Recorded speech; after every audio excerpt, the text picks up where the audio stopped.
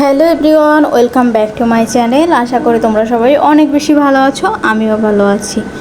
এই দিন হচ্ছে আমরা মেয়ের দিবসে যে ঘুরতে গিয়েছিলাম, এটা তার নেক্সট ভিডিওটা।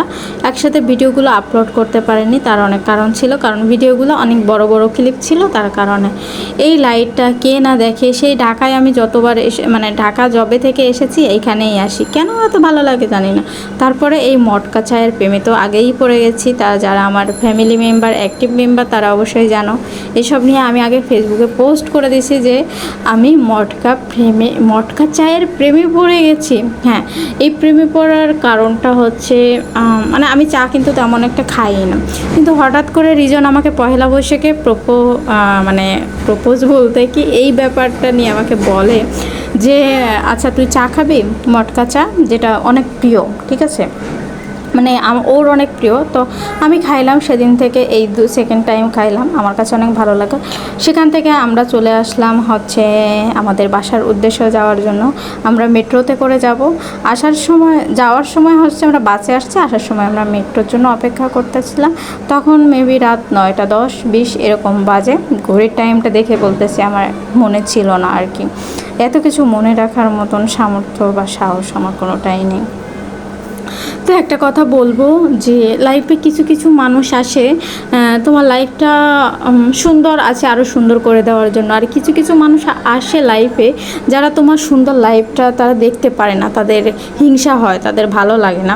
আমার লাইফে এমন এমন মানুষ এসেছে যাদের আমার ভালো লাগা তাদের ভালো লাগতো না। আমি যেভাবে চলি, এটা স্টাইল বলো বা যার পার্সোনালিটি বলো, যেভাবেই চলি না কেন, এটা মানুষের কাছে অনেক খারাপ লাগতো। তো সেই মানুষগুলোকে আমার মনে হয় লাইফ থেকে ইগনোর করা উচিত, কারণ যে মানুষগুলো তোমাকে মানসিক অস্বস্তি দেবে, এই মানুষগুলো থেকে দূরে থাকা অনেক ভালো।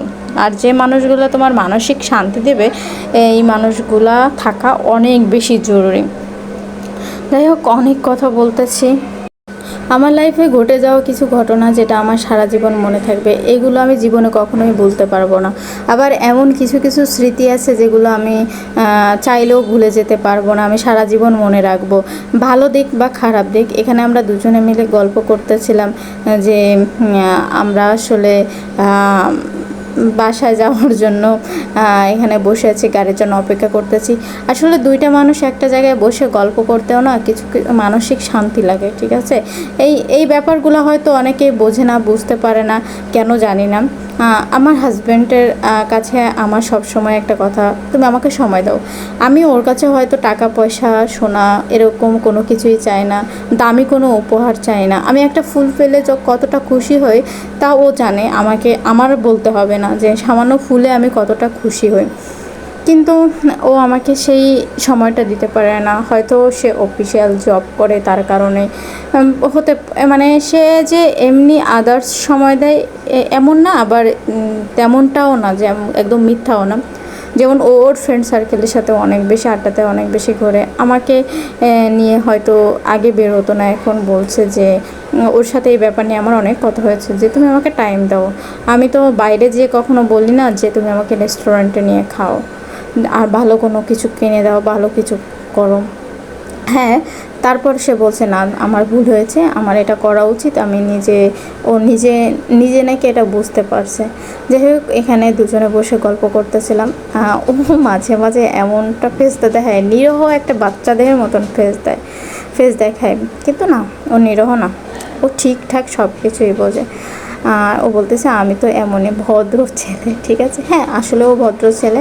যাই হোক, আজকের ভিডিওটা এই পর্যন্ত থাকবে। ভালো লাগলে অবশ্যই লাইক করো, কমেন্টস করো, শেয়ার করো। আর আমার মতন কারা কারা একটা সামান্য ফুলে খুশি হও বলে যেও।